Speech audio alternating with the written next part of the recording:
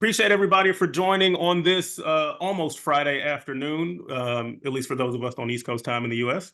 I am Marcus L., General Manager at Scoreboard, powered by Clipped.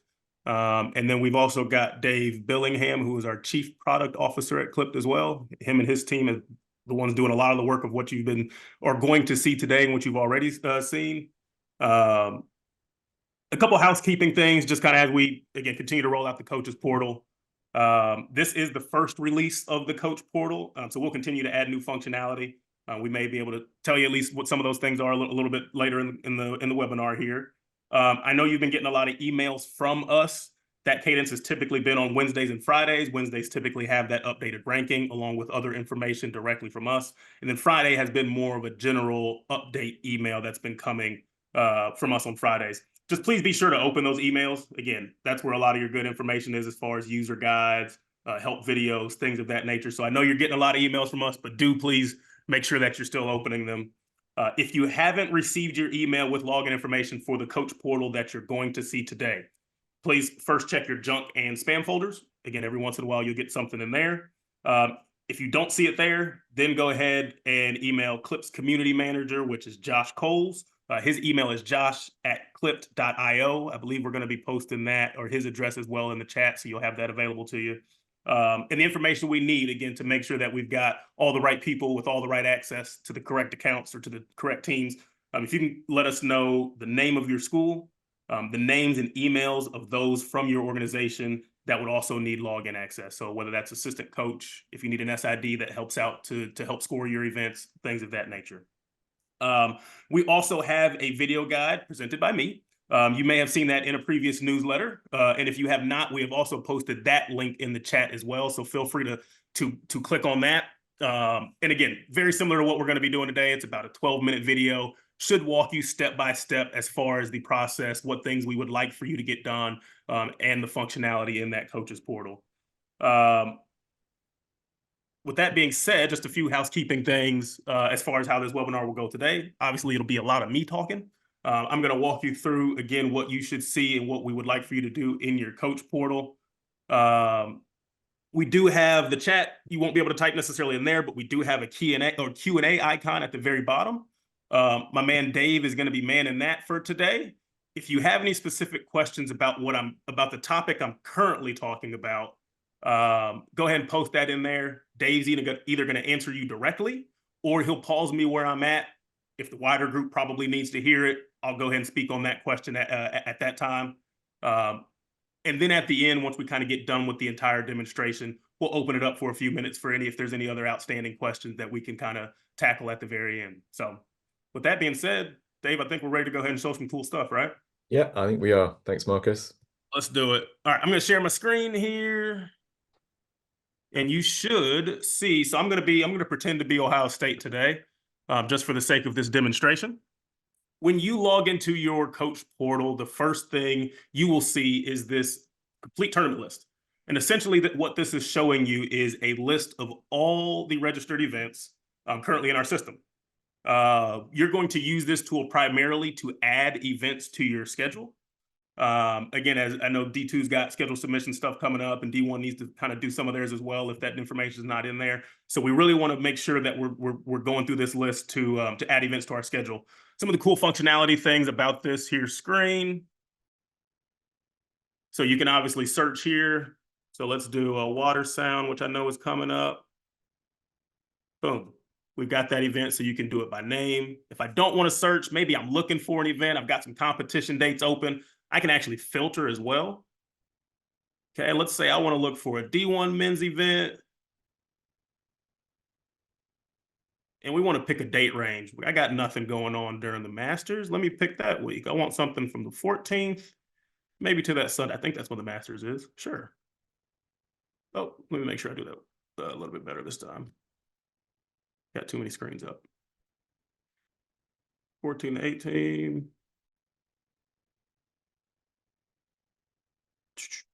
There we go. Now I can find my save button, and we'll apply there. Okay, so now it's showing me the D1 men's events within that date range that are, again, currently registered if I needed to add one to my schedule. In order to, so I'm going to remove those dates just for the sake of the demonstration here. We're going to clear that, get it back to showing all, or at least, well, we can keep it on D1 men for now, since that's what we're looking for. So let's say I'm Ohio State and I need to start adding events to my schedule. Okay, I'm going to go to this competing tab in the top left here, click on competing. Okay, this is what I have so far. For most of you, when you log in, again, we couldn't get everything over from the old system. So as of now, most of you will probably have what you competed in with in fall, and then maybe a few events that you started to play in spring. It's also got a really cool function where, let's say another team has started registering their events, they can add teams to their tournament, and then they'll automatically appear that you're playing in that event on your tournament schedule. Okay, but I'm going to kind of work from this schedule that Ohio State has right now. Again, I believe they are playing in Watersound. They sure are. So we're going to go back, go to my all here. Let's go find Watersound again. And then this button should be available for you to click that says add to my schedule. Hopefully that's clear enough. We're going to click that, wait for it to turn that beautiful color, and it now says that I'm competing in it. Okay, so now if I go back to my competing tab, boom, we got Watersound on there. So again, when we're talking about schedule submission stuff, when you get access to your portal, if you haven't already, go ahead and do your schedule that way. If you are looking for an event and it's not in there, just be a little bit patient with us, because again, as we're continuing to roll that out, not every coach has it yet. They'll start to register their events as they do gain access, and then you can start to add them to your schedule. I'm going to come back to this hosting one because I want to talk about, so I will show you at least. So in the top left, we got hosting. Ohio State's hosting the Robert Kepler. It's got dates. You can start to edit the event a little bit, but I want to talk a little bit more about this once we start talking about how to actually manage an event, enter scores, so on and so forth. Okay, so we'll come back to this, but again, you do have a tab where you can host events. I'm going to go back to my tournaments tab here, but we could probably pause this at least to show some of this initial information. But yeah, let's go back to our tournaments here. So once we've kind of, again, one of the main points is filling out our schedule. Again, we've got the all that shows all the events, our competing schedule. Let's talk about how to manage your actual team information.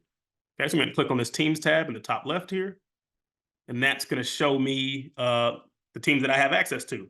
If you are a men's and a women's coach, I know we've had a few that they've logged in and they're only seeing the men's team. Just let us know. We can get you access to the men's and the women's team. You should see both here if you are, again, head coach, assistant coach, whatever, to both men's and women's teams.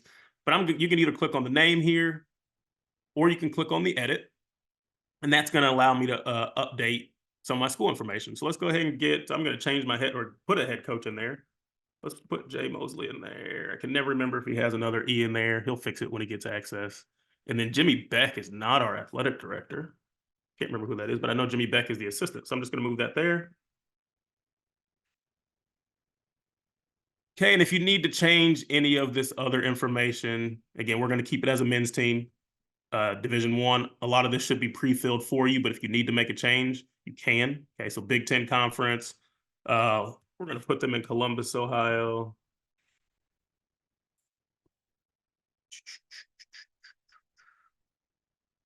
Let's see. Keep scrolling. I think I know my alphabet. There we go. Columbus, Ohio. I have no clue what the zip code is, so we'll leave that blank for now. If you need to change a team color, you could do that as well. If you've got an updated team logo, maybe we have an outdated logo on our site, you're more than welcome to change that as well. And then once I've kind of approved all of that, you've got a save icon in the bottom right. We'll get a little request successful down there. And now if I go back to my my teams, you'll see that at least some of that information, again, head coach, assistant coach, are now updated. Okay, I'm going to go back into my team now so we can start to talk about how we manage our roster. So I'm going to go back into edit. You see your details tab in the very top left here. I've also got an option for roster. So I want to do some things with our roster. They've got 12 players on the roster, if I counted correctly. Some of the things, again, we want to make sure that names are spelled right, that the email addresses are correct, especially the year in school. Okay, in order to change those things or to edit a player, you can go ahead and click on edit here on the right side of the player. Okay, I would love to upload a photo for Jackson. Let's see if I got one in here. Huh, imagine that. I do. Okay, I'm not going to change his school year, but I believe he's a 5th year. We're going to click save here.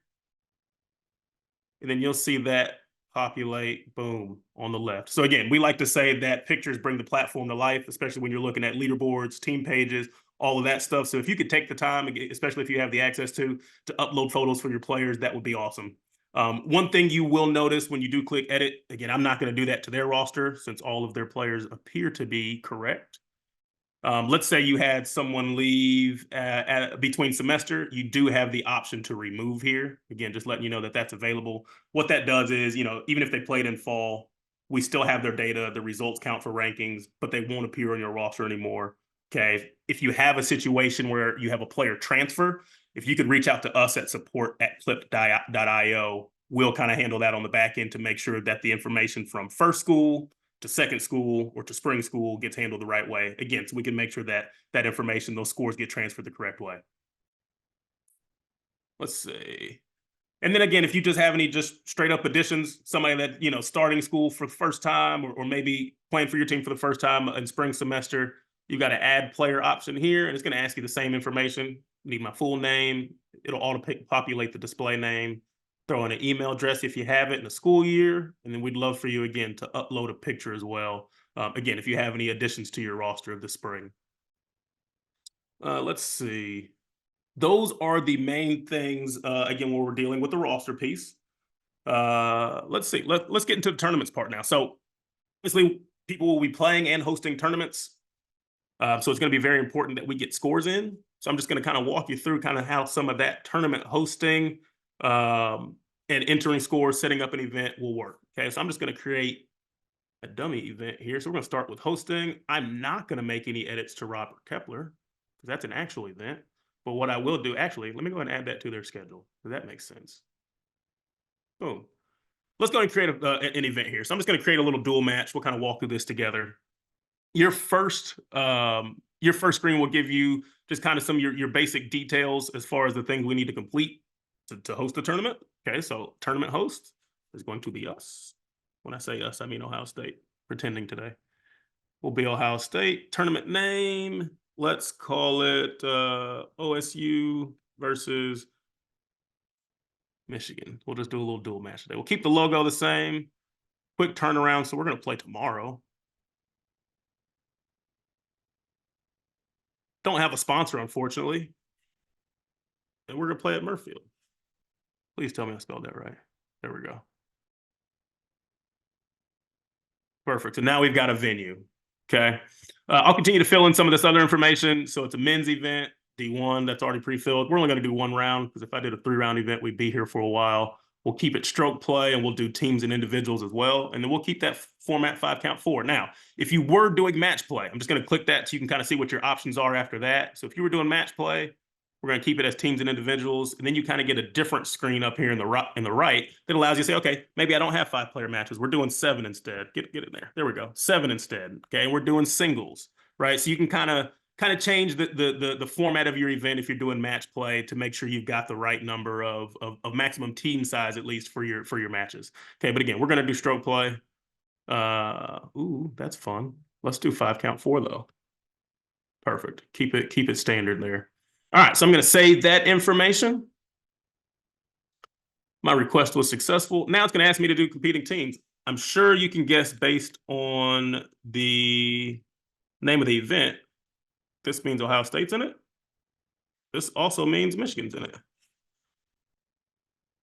Boom. Now, the cool part about this, I know I'm not logged into Michigan, but if you could see, if Michigan were to log into their account right now that I've added them to my event, this event will now show up on their schedule.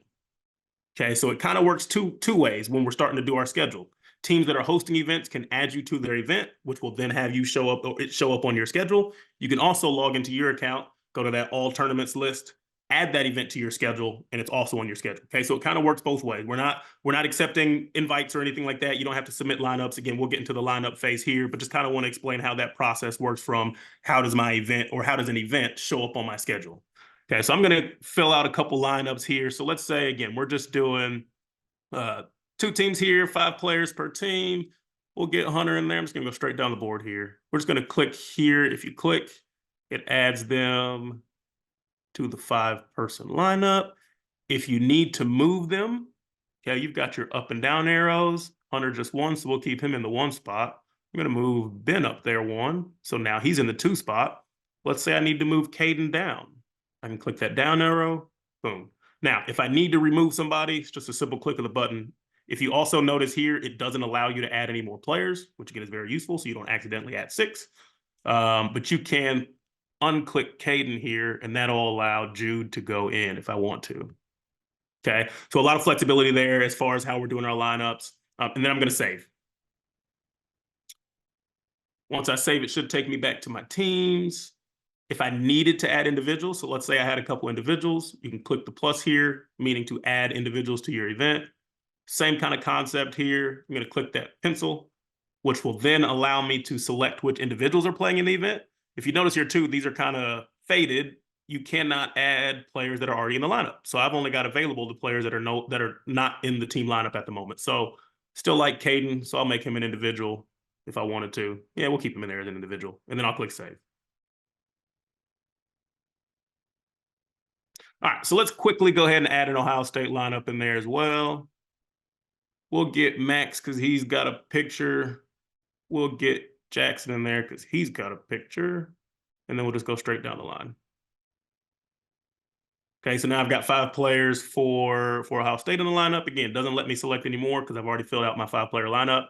Let's say, because I know we get this sometimes in college golf as well. Let's say you're only bringing 4, but you need to have a team result. It will allow you to only submit 4 players. Let's see. So to give you kind of that little soft check there to say, hey, you don't have 5 players, but we know that you can still count 4 scores. So if you needed to move along in the process, enter scores, it would allow you to do that. Okay, but you are able to only submit 4. But I'm going to do 5 because we like to get as many playing opportunities as possible. Perfect. All right. Now let's talk about course setup. So I've got my lineups in there. And again, you can do these somewhat out of order as far as your teams and course setup. Doesn't have to be in this particular order. We just want to make sure we have both of these done before we start submitting results, before we start entering results. Okay, so I'm going to go to course setup. It's going to ask me to enter the venue again. Not a problem. I can do that. Spelled it right twice in a row. And then I'm going to select a tee. Now, here's where maybe a little different for you. So they're already preloaded in there, okay, and already got kind of names just based on what we already have in our course database. I'm going to select this back tee here, which seems really long. But we'll add it. And then again, I'm only playing 1 round, and it gives me the ability to edit.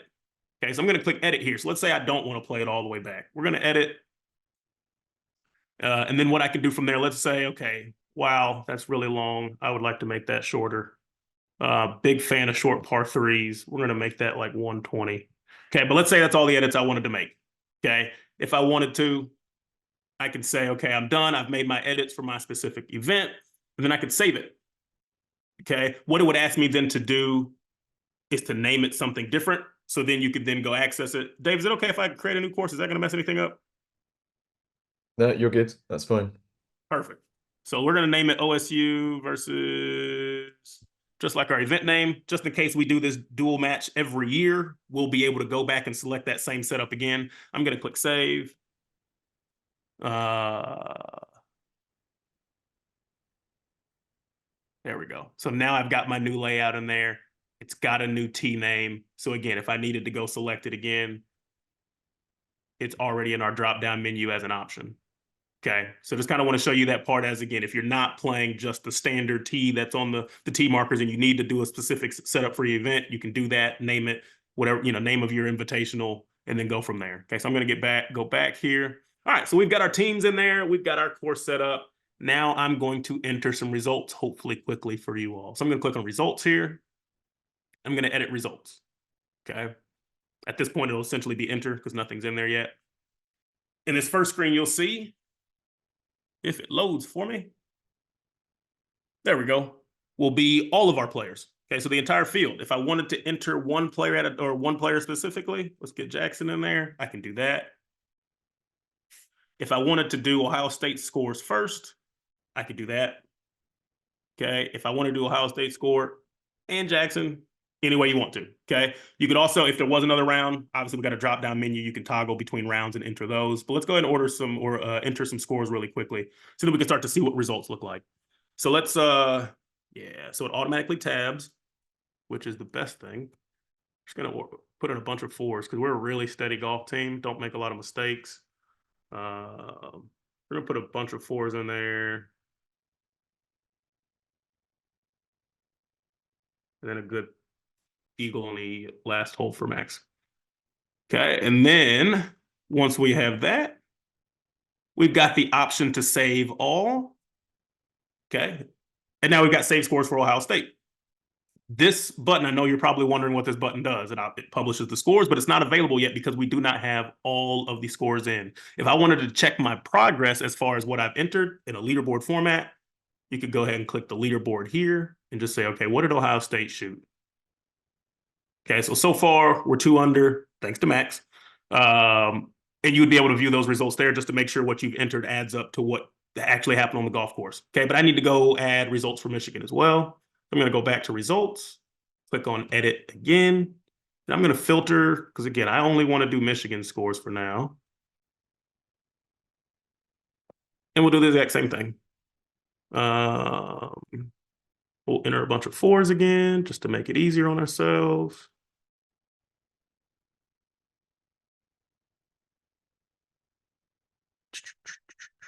We're almost there. And Jude had a good 18th, but unfortunately we were 1 shot short. Okay, so now I've got all the scores in for Michigan. I'm going to click save all again. And boom, now we notice that that button on the right, the publish round scores, is now available. Okay. I typically am not going to click that first. I'm going to make sure I want to make sure my results look good. Okay, so I'm going to click leaderboards again. And I can see that Ohio State won by 1, thanks to Max. And then if I am okay with those results as is, that's when I would click publish round scores. Okay, if I needed to make an edit, so let's say, okay, Max didn't actually make a 2. Oops, if I could spell. And we're going to change that to a 3. We could do so and then just save again. Okay, so save all again. And if I went back and checked my leaderboard, now we'd be tied. Okay, so now we're at a draw.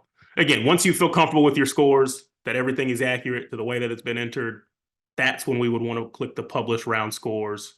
And then that would automatically, and then those results would then post to the website. So again, once we're comfortable with the score that we've entered and we want them posted to the website, that's what our published round scores are for.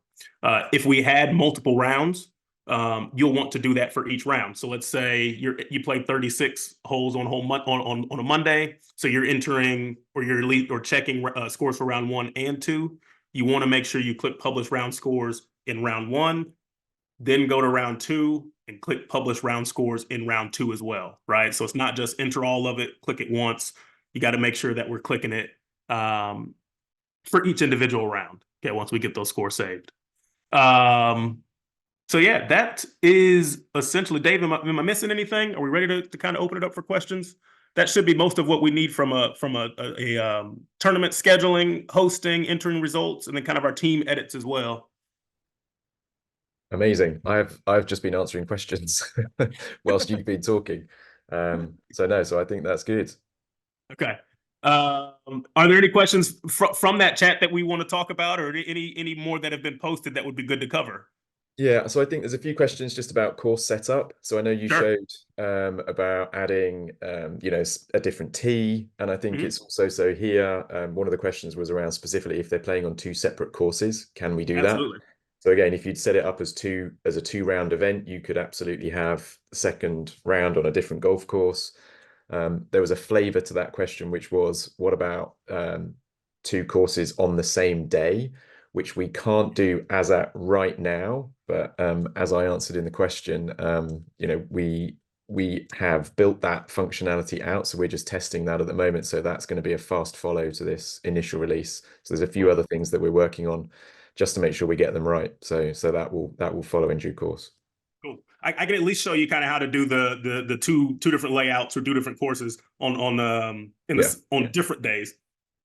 So we'll make this a 2-round event for argument's sake here. We'll go ahead and save. Same teams and lineups. I'll go ahead and do course setup here. So now I've got 2 rounds. Okay, it's defaulted to the one that we set up. But let's say we're not even playing at Murfield. We're playing, for some reason, we're playing in North Carolina at Eagle Point. See if Eagle Point's in here. Oh no. Somebody's Eagle Point's in here, so we're gonna put that in there. And then we can select a tee. Okay, so again, a lot of travel here, but we're gonna play the blue tees at Eagle Point, and boom, now we've got a second golf course in there for round 2. I'll go ahead and click save. Again, you can make edits to what you need to, name it something different if you'd like, but I'll go ahead and click save. And now we've got our 2 golf courses, one for round 1 and then one for round 2.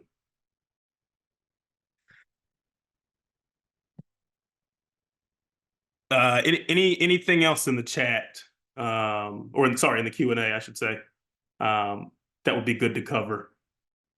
So I'm just having a little look. So there was some questions about the process to add teams, which obviously you covered. There was a few questions about whether or not hosts or the coaches can update the lineups. And again, what I've said is for now, we've looked to just make sure that the host has full access to be able to set up that event fully.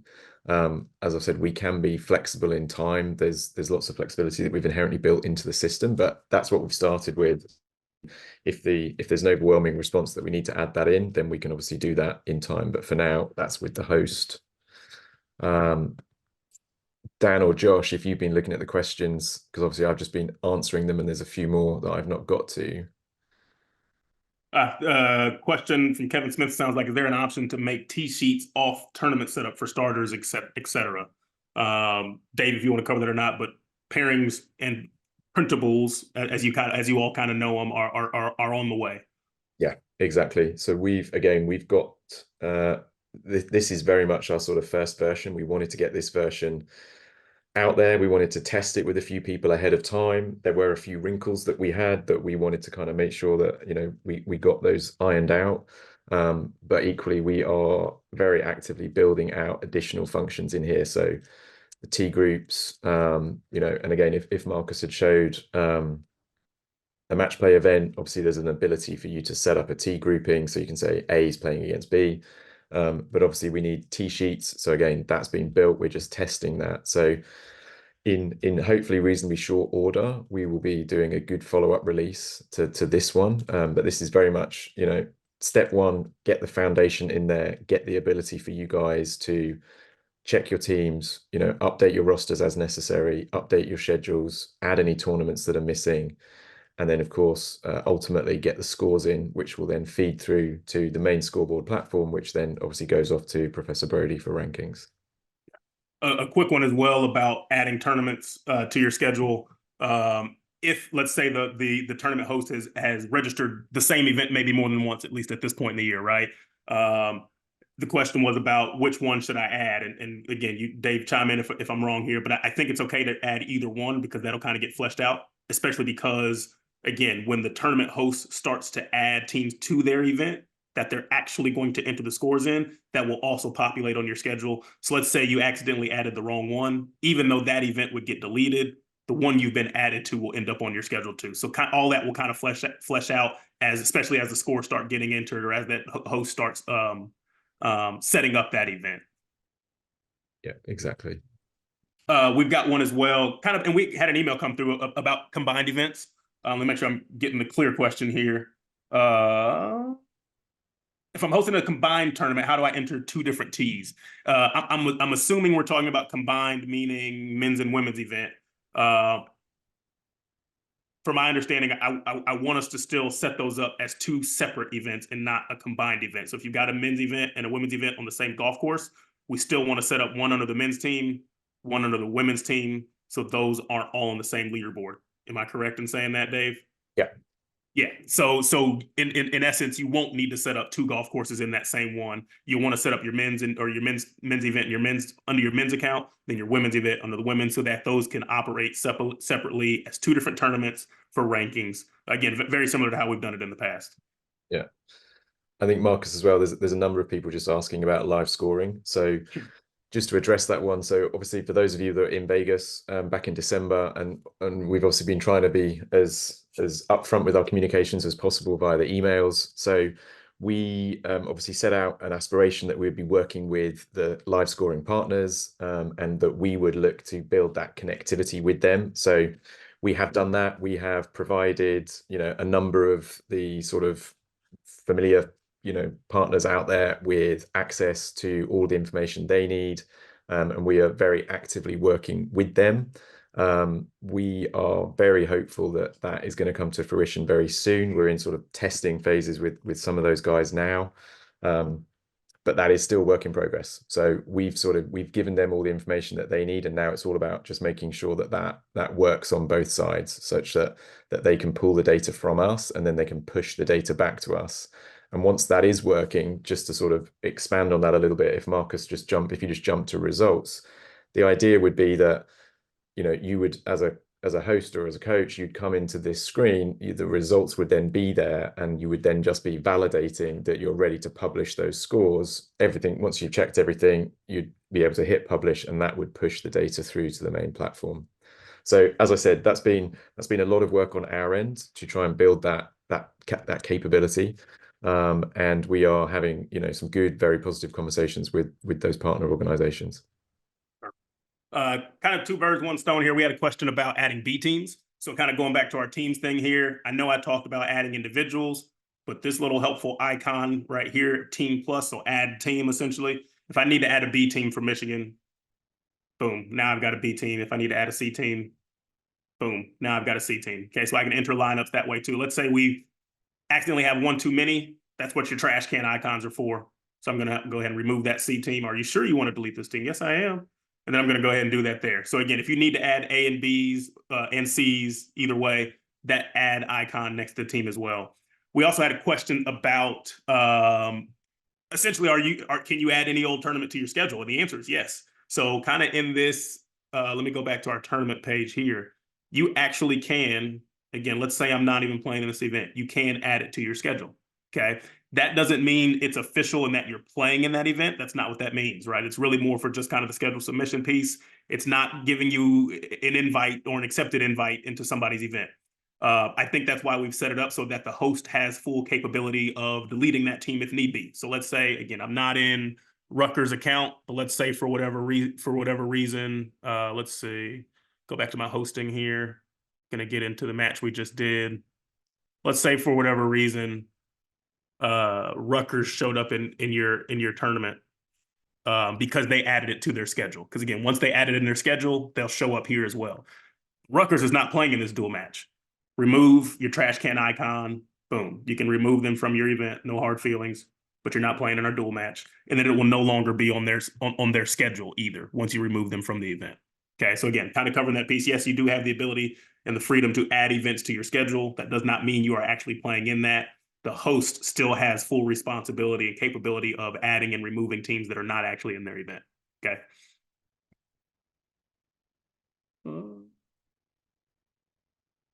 Sorry, I've muted myself. No, you're good. I'm trying to make sure I'm not missing any questions as well.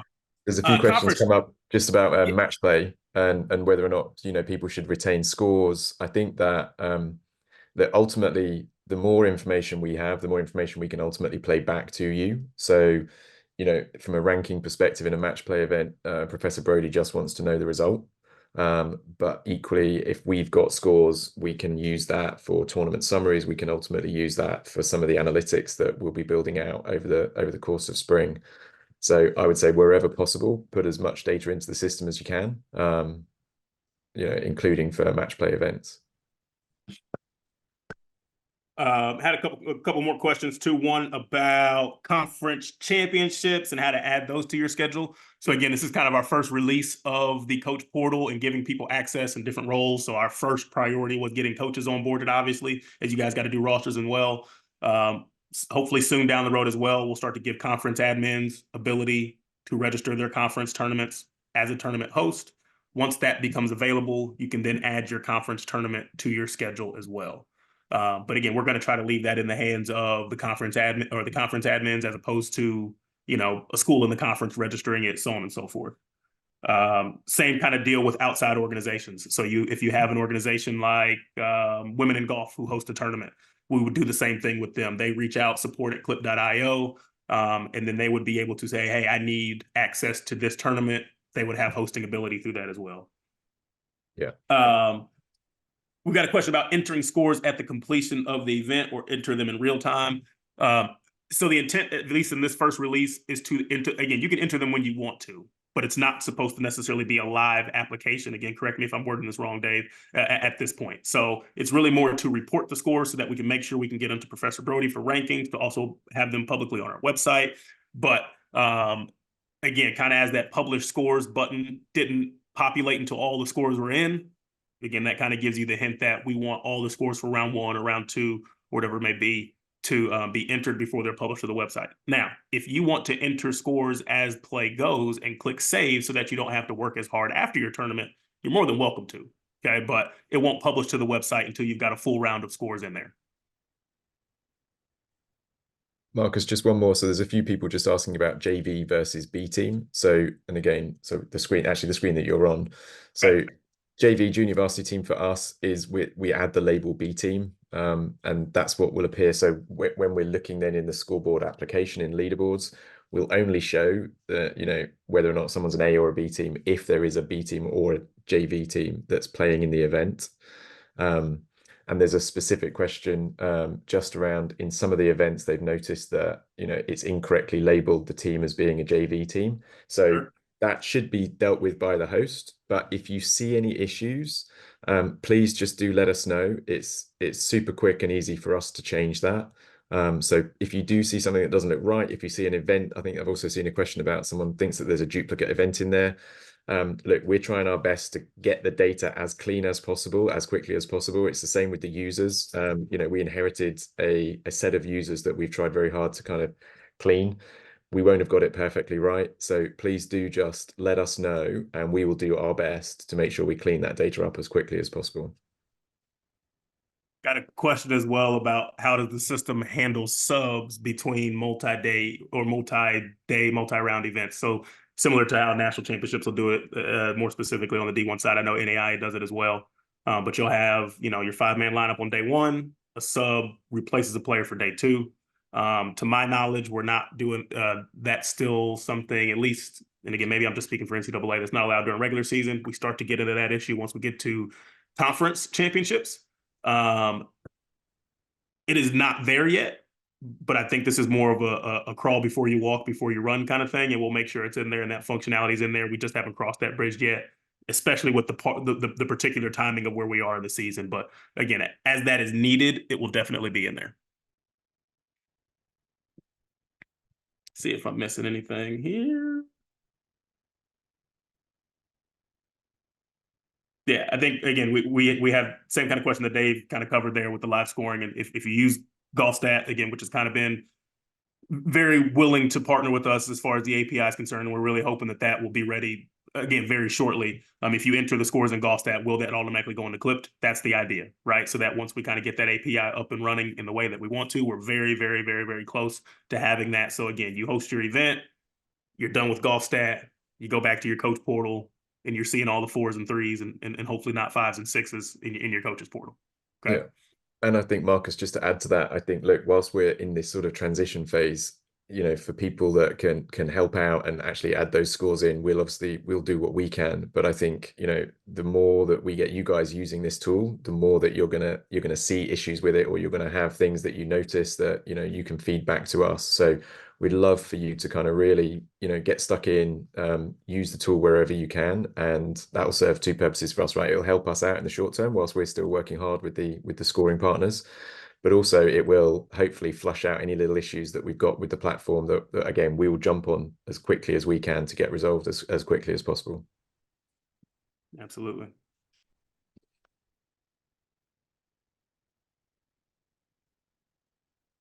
I don't have any more questions necessarily coming directly at me. Maybe one more sift through the chat, but I think I think this is a good spot to be in, and hopefully this is very helpful. Again, I do want to reiterate that not everybody has login yet, but we're sending out more and more of those as they do become available, or as we start to create those users.